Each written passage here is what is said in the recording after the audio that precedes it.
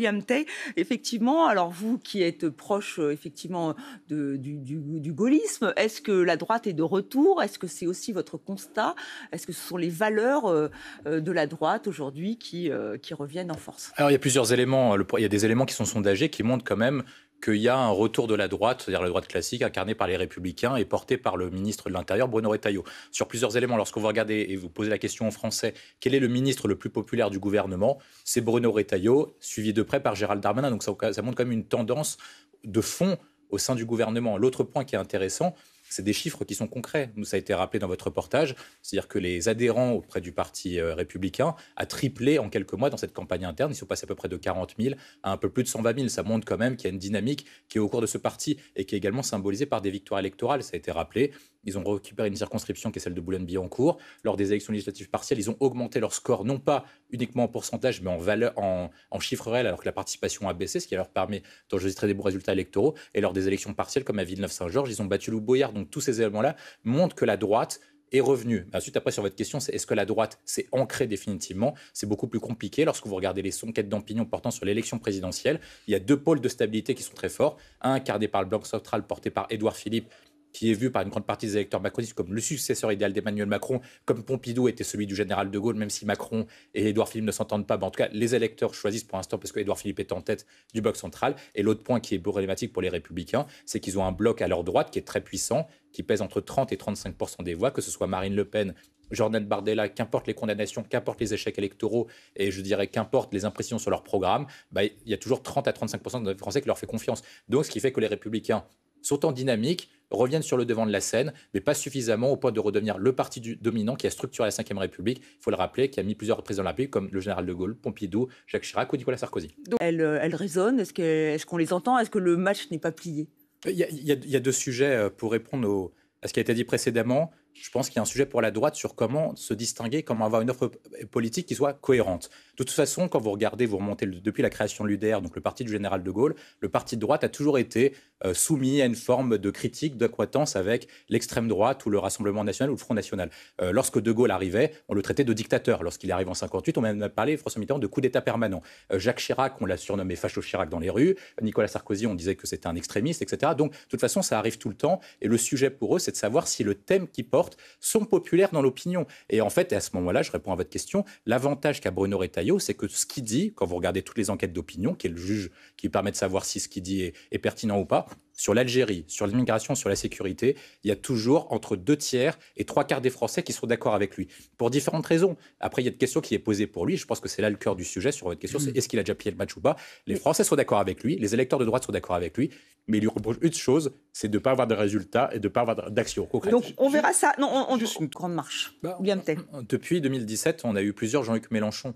Mais depuis 2017, il a été constant et cohérent. C'est-à-dire que la France insoumise est le parti qui défend le mieux les personnes de confession musulmane. Et ça se retranscrit dans toutes les enquêtes d'opinion, que ce soit en termes d'intention de vote ou en termes de popularité. Lorsque l'IFOP, qui fait l'enquête chaque année, soit après les résultats d'une élection présidentielle, soit régulièrement tous les 2-3 ans, pose la question aux Français qui se déclarent de confession musulmane, parce qu'on n'a pas le droit de faire des statistiques ethniques, disent quel vote vous portez, et entre 45 et 60% des Français de confession musulmane qui se déclarent comme tels déclarent voter pour la France insoumise et Jean-Luc Mélenchon. De la même manière, on a également d'autres résultats, c'est que lorsque vous regardez le résultat des votes aux dernières élections européennes, on voit bien que dans les quartiers spécifiques, c'est là où Manon Aubry a enregistré ses meilleurs scores. Donc Jean-Luc Mélenchon a deux sujets. Un, lutter contre l'islamophobie, parce que de toute façon, c'est son cœur électoral. Et en plus, il y a un sujet qui est porté pour lui et même pour l'ensemble de la gauche, c'est de lutter contre le narration qui est porté par Retailleau et de viser spécifiquement le ministre de l'Intérieur, notamment qui était ciblé après l'assassinat tragique d'Aboubacar Cissé, et en fait qui est ciblé en disant voilà, les musulmans se sentent persécutés pour telle ou telle raison par certains médias, par certains discours politiques. Donc c'est à nous de mener ce qu'on appelle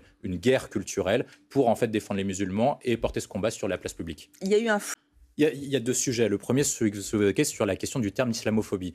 La difficulté, c'est que la France insoumise avait participé à une marche contre l'islamophobie et finalement, ça a été retrouvé, organisé ou co-organisé par le CCIF qui s'est entre-temps retrouvé dissous par Gérald Darmanin. Donc vous avez une partie de la classe politique qui est non pas contre le terme de l'islamophobie, mais qui est contre le fait de pouvoir marcher potentiellement avec des islamistes qui en plus ont été jugés comme tels et par le tribunal et par à l'époque le ministre de l'Intérieur, Gérald Darmanin, qui a provoqué la dissolution de cette organisation. Donc il y a une différence entre participer à dénoncer en fait ce que vous appelez l'islamophobie islamophobie, et ensuite après marcher avec des islamistes. Donc je pense qu'il y a une partie de la classe politique qui est tiraillée entre les deux et qui ne veut pas servir de caution à une partie des islamistes. Sur le deuxième terme que vous citez, donc les chiffres que vous citez, en fait, il y a une double difficulté. Moi, je suis d'accord avec ce qui a été dit précédemment, il y a une montée de l'intolérance, mais sur l'ensemble des religions. En fait, quand vous interrogez la même statistique, notamment sur le ministre de l'Intérieur, en fait, les actes anti-religieux ont explosé dans toutes les proportions. Les actes antisémites ont explosé depuis le 7 octobre 2023, les actes antichrétiens ont explosé également, et les actes anti-musulmans ont explosé également. Donc, en fait, ce que ça signifie, il y a une montée de l'intolérance contre l'ensemble des religions, et vous avez, en fait, d'une partie et d'autre de la classe politique, des gens qui choisissent leur cause. Par exemple, Jean-Luc Mélenchon et la France Insoumise font des marches contre l'islamophobie, mais ne le font pas contre l'antisémitisme ou contre la christianophobie. De la même manière, certains partis politiques ou certains ministres de l'Intérieur participent à des marches contre la christianophobie ou contre l'antisémitisme, mais ne le font pas de l'autre côté, parce qu'on dénonce le fait qu'il n'y ait pas eu un cortège uni, et il faut le déplorer, c'est vrai, face à l'islamophobie, mais dans le même temps, on a eu la même démarche après le 7 octobre 2023, auquel tous les partis politiques n'ont malheureusement pas participé à la marche contre l'antisémitisme, à commencer par le président de la République. Pour Jean-Luc Mélenchon... Le sujet pour la gauche, c'est que Jean-Luc Mélenchon est la personnalité la plus talentueuse, la plus charismatique et celui qui a le programme le plus abouti. Donc normalement, ça lui permet d'avoir des qualités pour s'imposer au sein de la gauche. Mais quand vous regardez le détail, et depuis que Jean-Luc Mélenchon est proche, en tout cas, est la principale force de la gauche, en fait, le score de la gauche se rétrécit d'année en année quand vous regardez toutes les enquêtes portant sur l'élection présidentielle. Quand vous faites la gauche au complet depuis 1958, ça regroupe à peu près 40% des suffrages. Aux dernières élections, la gauche ne pesait que 25% des suffrages depuis que Jean-Luc Mélenchon dirige de fait, de près ou de loin, la gauche. Donc ça veut dire qu'en fait, certes, il s'est imposé à gauche, mais la difficulté, c'est qu'il fait figure de repoussoir dans toutes les enquêtes d'opinion et auprès des électeurs de gauche qui sont modérés, qui ont par exemple voté pour Emmanuel Macron ou pour Raphaël Glucksmann, par exemple. Et c'est ça sa principale difficulté, c'est qu'il doit incarner pour la gauche une solution, mais aujourd'hui, il est devenu un problème et un repoussoir, avec plusieurs éléments. Le premier, c'est que lorsque vous posez la question, quelle personnalité vous fait le plus peur, maintenant, c'est Jean-Luc Mélenchon. Deuxième point, et je pense que c'est le plus marquant, une enquête d'opinion est sortie en début de semaine dernière, portant notamment sur l'élection présidentielle. Dans un face-à-face face à Marine Le Pen, Jean-Luc Mélenchon ne ferait que 33% et Marine Le Pen 66%. Il faut se rappeler qu'il y a 23 ans, la jeunesse emmerdait le Rassemblement national. Et là, on peut dire au sens inverse que maintenant, c'est les Français qui détestent la France insoumise, Jean-Luc Mélenchon, au point de voter même Marine Le Pen. Donc finalement, la meute ça fait inverser de l'autre côté. Ne va pas arranger et je pense que le sujet pour Jean-Luc Mélenchon, c'est comment il fait pour changer d'image, pour ne pas incarner le repoussoir, sinon il perdra, mais dans un second tour face à Marine Le Pen, ce qui pose problème pour toute la gauauche. Effectivement. Maintenant, est-ce qu'on recherche Emmanuel Macron ? Il y a plusieurs points pour Emmanuel Macron, c'est-à-dire que le référendum répond à plusieurs objectifs.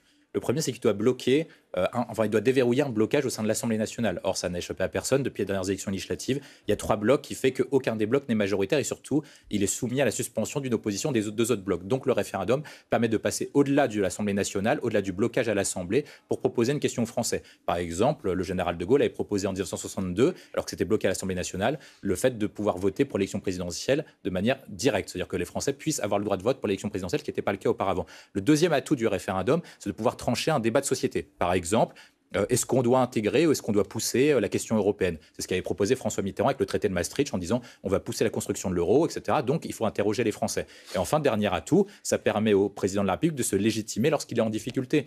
C'est-à-dire que lorsque vous faites face à un niveau de blocage très important, votre cote de popularité est faible, vous faites face à des blocages très importants à tous les niveaux, dans les rues, au sein des administrations, etc. Ça vous permet d'avoir plus de légitimité, que ce soit à l'international, sur le plan interne et sur différentes actions. Donc, vraisemblablement, le président de la République répondra à ces 3 sujets. Sur les sujets de blocage, Bayrou a proposé une question, c'est la question des économies à faire. Où est-ce qu'on les fait ? Davantage sur les impôts, ou est-ce qu'on le fait davantage sur la baisse de la dépense publique ? Ça peut être une piste. Deuxième point sur le débat de société, le débat qui revient actuellement, c'est la question du rythme scolaire. Est-ce qu'on fait des journées qui sont moins longues, avec du coup plus étendues dans le temps, et donc on réduit les vacances scolaires ? C'est peut-être une piste du président de la République. Et enfin, dernier point, peut-être qu'il a besoin du soutien des Français pour donner plus d'armes à l'Ukraine et notamment pour se légitimer son action, alors qu'il y a beaucoup d'opposition à l'Assemblée nationale, notamment de la France insoumise et du Rassemblement national, et peut-être qu'il demandera aux Français « Est-ce que vous voulez qu'on soutienne plus l'Ukraine ?» Donc je vous pose cette question. Et c'est peut-être 60%, il aura la capacité de dire « Voilà, parti politique, suivez les Français, vous avez été élus par les Français, donc je donnerai plus d'armes à l'Ukraine. » Voilà, trois idées de référendum. Parce que François Bayrou est dans une situation délicate.